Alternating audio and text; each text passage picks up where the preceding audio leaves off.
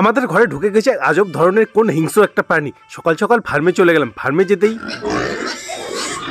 আমার ওয়েলকামটা কিছুটা এরম ভাবেই হয়। যাই হোক, এখন ফার্মের জলের কানেকশনটা দিয়ে দিলাম। এখন তো ঠান্ডা পড়ে গেছে, তো এদের স্নান করানোর তো কোনো প্রয়োজন নেই। এদের রুমটাকে ক্লিন করে দিলাম। ক্লিন করে এরপর এদের খাবার দিতে দেখো কে কার উপর ঝাঁপিয়ে খাবার খেতে শুরু করে দিল।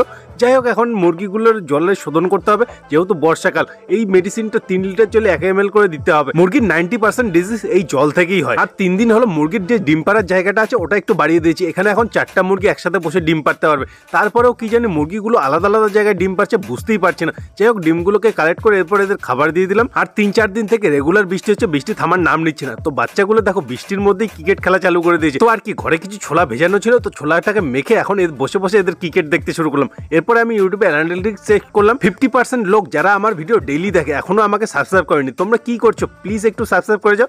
23,000 সাবস্ক্রাইবার হতে মাত্র কিছু সাবস্ক্রাইবার বাকি আছে, তোমাদের একটু হেল্প লাগবে। বাবার আজকে ডায়ালিসিস ছিল, তো মা বাবাকে নিয়ে চলে এলো বাড়ি এসে মা দেখো এটা দেখতে পেলো। ঘরের মধ্যে কি একটা জিনিস ঢুকে পড়ছে। আমাদের এখানে এটাকে নেউল বা বাক্সেল্লা বলে, তোমাদের ওখানে এটাকে কি বলে? এটা ছোট হলে প্রচণ্ড হিংস্র। তো ভাইগুলোকে ডেকে একে বের করার চেষ্টা করলাম। মনে হচ্ছে এ কিছু আঘাত পেয়েছে আর দুর্বল হয়ে গেছে, তো এ ঠিকমতো হাঁটাচলাও করতে পারছে না। অনেক কষ্টে একে বাইরে বের করে দিলাম। আর সারাদিন রাত বৃষ্টির জন্য ঘরে বসে থাকতে বোরিং লাগছে, তো ওই জন্য এখন আলু পিলার দিয়ে আলুটাকে এখন স্লাইস করে কেটে নিলাম। আর তারপর গরম গরম তেলের মধ্যে ভেজে নিলাম, চিপস বানিয়ে নিলাম। চিপস আর সাথে হচ্ছে চা, গরম গরম চা আর চিপস নিয়ে এখন মোবাইলে ভিডিও দেখতে দেখতে এখন এটা এনজয় করতে শুরু করলাম। সাথে একটা মুভিও চালিয়ে নিলাম। তো আমি এটাকে এনজয় করি। দেখা হচ্ছে কাল।